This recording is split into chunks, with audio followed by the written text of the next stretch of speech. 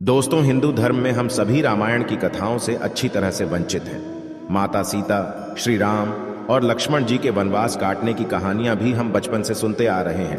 पर आज हम उन्हीं में से एक ऐसी घटना के बारे में बताएंगे जो आपको सोचने पर मजबूर कर देगी।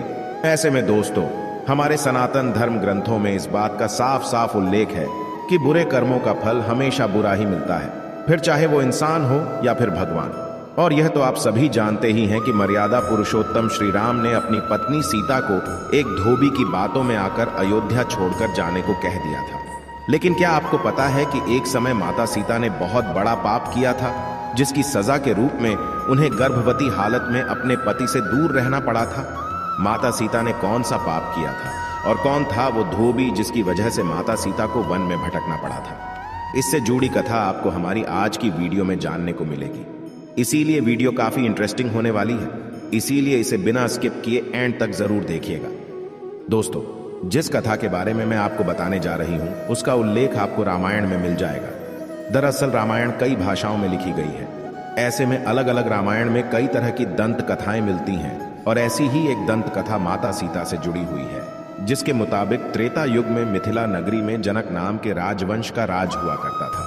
जनक राजवंश के एक ही राजा थे, राजा शेर, जो एक बार यज्ञ के लिए जमीन जोत रहे थे। उसी समय जमीन में उन्हें एक छोटी सी कन्या मिली। कन्या के सुंदर नयन नक्श को देखकर राजा बहुत खुश हुए, इसलिए उन्होंने उस कन्या को अपनी पुत्री के रूप में गोद ले लिया, और यही कन्या सीता के नाम से जानी गई। जब सीता थोड़ी बड़ी हुई तो एक दिन अपनी सहेलियों के साथ अपने महल के बगीचे में घूम रही थी। तभी अचानक उनकी नजर एक तोते के जोड़े पर पड़ी, जो देखने में बहुत ही ज्यादा खूबसूरत थे। तोते का जोड़ा एक पेड़ पर बैठकर सीता जी के बारे में ही बातें कर रहा था। उनके मुख से अपने भविष्य की चर्चा सुनकर सीता जी को बड़ा आश्चर्य हुआ। कहते हैं कि उनमें से मादा तोता बोल रही थी कि पृथ्वी पर श्री राम नाम से विख्यात एक बड़े सुंदर राजा होंगे और उनकी महारानी का नाम जानकी होगा। श्री राम देवी जानकी के साथ कई वर्षों तक राज करेंगे। धन्य है वो जानकी देवी और धन्य है वो प्रजा जिन्हें प्रभु श्री राम जैसे राजा मिलेंगे। एक साधारण तोते के मुख से अपने भावी पति का नाम सुनकर माता सीता अचंभित हो गई। उन्हें अपने बारे में और जानने की इच्छा जागृत हुई। इसीलिए माता सीता ने अपने महल के पहरेदारों को बोलकर दोनों पक्षियों को पकड़ लिया और फिर दोनों को पुचकारते हुए पूछा, तुम दोनों पक्षियों को भविष्य के बारे में इतना ज्ञान कहां से प्राप्त हुआ? तब पक्षियों ने बताया कि इससे पहले हम ऋषि वाल्मीकि के आश्रम में रहते थे, जहां रोज राम और सीता के जीवन के बारे में बताया जाता है। इसीलिए हमें उन दोनों के बारे में हर चीज कंठस्थ याद हो गई है। सीता जी ने जब ये सुना तो उन्होंने सोचा कि दोनों पक्षी तो बहुत ही दिव्य है, क्यों ना मैं इन्हें बहला फुसलाकर अपने जीवन से जुड़ी सारी बातें पूछें। यही सोचकर माता सीता दोनों पक्षियों से कहती है कि तुम दोनों बहुत सुंदर हो। देखो, तुम दोनों को डरने की जरूरत नहीं है, मैं तुम्हें कोई नुकसान नहीं पहुंच जाऊंगी।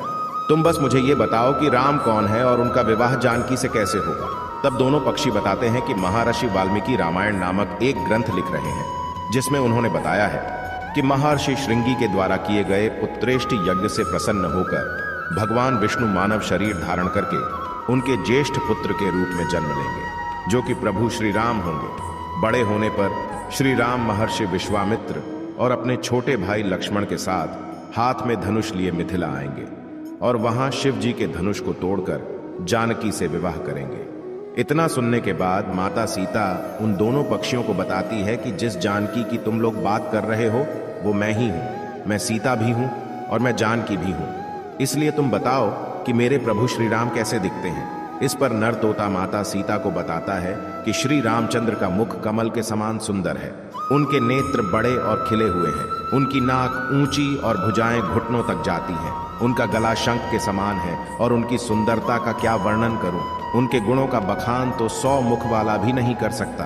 दोनों पक्षी आगे एक साथ कहते हैं, माता जानकी, आप धन्य हैं जो आपको रघुनाथ जी की पत्नी बनने का सौभाग्य मिला है। आपकी जोड़ी तीनों लोकों में सबसे अद्भुत होगी।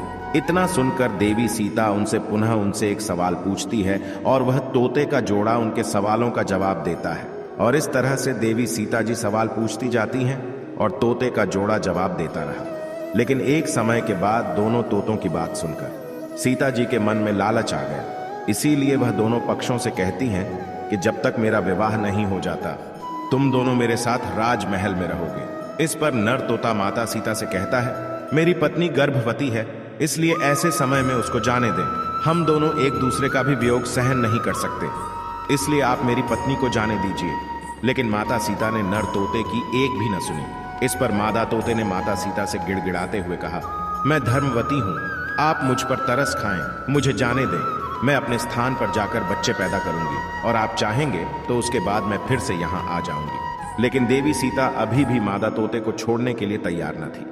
इस पर मादा तोते को गुस्सा आ गया और वह माता सीता को श्राप देते हुए कहती है कि जिस तरह तुमने गर्भावस्था में मेरे पति से मुझको अलग कर दिया है, वैसे ही घर व्यवस्था के दौरान तुमको भी पति वियोग सहना पड़ेगा। इतना कहकर मादा तोता वहीं अपने प्राण त्याग देती है। मादा तोता के प्राण त्यागने के बाद नर तोता भी अपनी पत्नी के वियोग में प्राण त्याग देता है, लेकिन प्राण त्यागने से पहले माता सीता से कहता है कि तुमने जो कर्म किया है उसकी सजा मिलकर रहेगी और तुम्हें सजा दिलाने के लिए मैं मनुष्य से भरी श्री राम की नगरी अयोध्या में इंसान के रूप में जन्म लूंगा और मेरे ही कारण तुम्हें पति के वियोग का दुख उठाना पड़ेगा। कहा जाता है कि तोते की बात सुनकर माता सीता को बहुत दुख हुआ, लेकिन तब तक बहुत देर हो चुकी थी और माता सीता चाहकर भी कुछ नहीं कर सकती थी। बताया जाता है कि अगले जन्म में यह तोता वही धोबी था जिसने माता सीता के चरित्र पर उंगली उठाई थी, जिसके बाद प्रभु श्री राम ने सीता को घर व्यवस्था के दौरान त्याग दिया था। तब माता सीता वन में भटकते हुए महर्षि वाल्मीकि के आश्रम में पहुंची और वहीं पर उन्होंने लव कुश को जन्म दिया। दोस्तों, देवी सीता के वियोग की एक अन्य कथा पुराण में लिखी हुई मिलती है, जिसके मुताबिक एक बार नारद जी को अभिमान हो गया कि कामदेव उनकी तपस्या और ब्रह्मचर्य को भंग नहीं कर सकते। जब उन्होंने यह बात अभिमान में अपने आराध्य देव भगवान विष्णु जी को बताई, तब विष्णु जी ने नारद के घमंड को तोड़ने के लिए एक योजना बनाई। और जब नारद मुनि जाने लगे तो उन्हें रास्ते में एक महल दिखाई दिया, जिसके अंदर की राजकुमारी को देखकर नारद जी मोहित हो गए थे। यह सब कुछ भगवान विष्णु की माया थी, लेकिन नारद जी को इसकी खबर न थी। राजकुमारी के सौंदर्य से नारद जी का तप भंग हो गया। इसीलिए नारद जी अब राजकुमारी को पाने के लिए भगवान विष्णु की शरण में पहुंच गए और उनसे कहा, हे प्रभु, आप मुझे अपना श्रीहरि का रूप दे दीजिए ताकि मेरा विवाह राजकुमारी से संपन्न हो सके।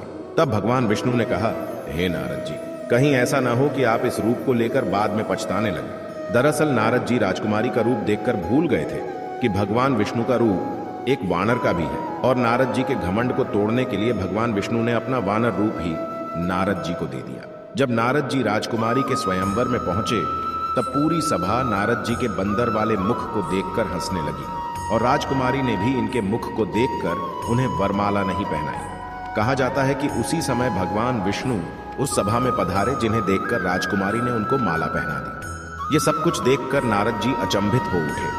उन्हें समझ नहीं आ रहा था कि क्यों सब लोग उन्हें देखकर हंस रहे हैं। तभी नारद जी को महल के पात्र में पानी दिखाई दिया, जिसमें उन्होंने अपना मुख देखा। पानी में अपना वानर वाला मुख देखकर नारद जी क्रोधित हो गए और क्रोध में उन्होंने भगवान विष्णु को श्राप दे दिया कि जिस तरह आज मैं स्त्री के लिए तड़पा हूं, आप भी पृथ्वी पर जन्म लेकर स्त्री वियोग का सामना करेंगे। नारद जी के मुख से कठोर शब्दों को सुनकर भगवान विष्णु ने अपनी माया का प्रभाव समाप्त कर दिया। इसके बाद दोस्तों, अपनी गलती का एहसास हुआ नारद जी को और उन्होंने क्षमा मांगी और कहा जाता है कि नारद जी के श्राप की वजह से भगवान विष्णु को अपने राम अवतार में माता सीता के वियोग का सामना करना पड़ा। तो दोस्तों, अब आप हमें बताइए कि आपको क्या लगता है, किसके श्राप की वजह से माता सीता को प्रभु श्री राम से दूर रहना पड़ा? अपने जवाब हमें कमेंट में दोस्तों जरूर बताइएगा। इसी के साथ आज के वीडियो में बस इतना ही। अगर वीडियो अच्छी लगी तो इस वीडियो को लाइक करें, शेयर करें और चैनल को सब्सक्राइब करके बेल आइकन को प्रेस करें ताकि आने वाली नई वीडियोस की अपडेट आपको मिलती रहे। आपका बहुत बहुत धन्यवाद।